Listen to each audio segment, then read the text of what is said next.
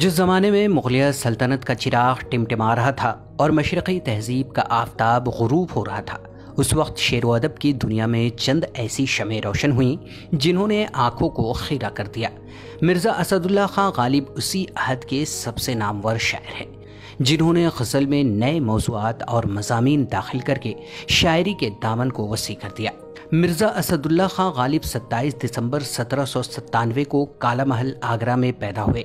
आपके वालिद का नाम अब्दुल्ला बेग और वालिदा का नाम इज़्ज़तुन्निसा बेगम था। 13 बरस की उम्र में आपकी शादी उमराव बेगम से हुई, लेकिन गालिब की कोई औलाद भी पैदाइश के बाद जानेबर ना रह पाई। इस सानहे का गालिब की तबीयत पर गहरा असर हुआ और इसका रंग शायरी में भी नुमाया रहा। दिल्ली में परवरिश पाने वाले गालिब ने कम सिन्नी ही में शायरी का आगाज कर दिया था। गालिब की शायरी का अंदाज मुनफरिद था, जिसे उस वक्त के उस्ताद शुअरा ने तनकीद का निशाना बनाया और कहा कि उनकी सोच दरअसल हकीकी रंगों से आ रही है। मिर्ज़ा असदुल्ला खां गालिब ने दीवान के ढेर लगाने के बजाय बेहतरीन शायरी के हामिल चंद हजार अशार कहे हैं और उनके खुतूत को भी उर्दू अदब में खास दर्जा हासिल है। गालिब की शायरी में रवायती मौज़ूआत यानी इश्क, महबूब, रकीब, आसमान, आशना, जुनून, इंसानी मामलात, नफ्सियात, फ़लसफ़ा, कायनाती उसलूब और ऐसे ही दीगर का इंतहाई उम्दा और मुनफरिद अंदाज में बयान मिलता है।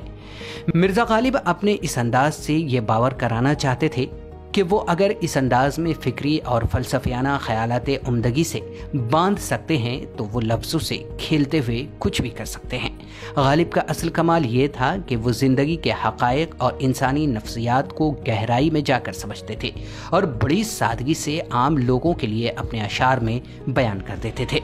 नस्र के मैदान में गालिब ने कोई फ़नपारा तख्लीक़ नहीं किया, लेकिन मुनफरिद अंदाज से ख़त निगारी की और यूं गालिब के खतूत अपने लबो लहजे, अंदाज़े बयान, लफ्ज़ों के इंतखाब और नस्र में शायराना अंदाज के बावस्फ़ उर्दू अदब का वो शानदार शाहकार सरमाया साबित हुए जिसे उनके इंतकाल के बाद यकजा किया गया। एक तरफ अंग्रेज़ी सरकार की जानिब से उन्हें अपनी ही जायदाद में हिस्सा न मिल सका, तो दूसरी जानिब किफ़ायत शायरी न होने की वजह से वो ज़िंदगी भर तही दस्त रहे। उम्र के आखिरी दिनों में उनकी रसाई मुग़ल सल्तनत के आखिरी बादशाह बहादुर शाह ज़फ़र के महल में हुई और उन्हें नजमुद्दौला और तबीरुल मुल्क के खिताब से नवाजा गया और मुआवजा भी मुकर्रर किया गया।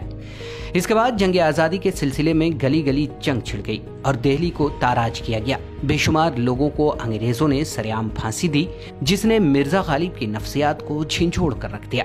यहाँ तक कि खुद मुग़लिया सल्तनत बेअमल होकर रह गई और उसके बाद पूरा भारत अंग्रेजों के कब्जे में चला गया।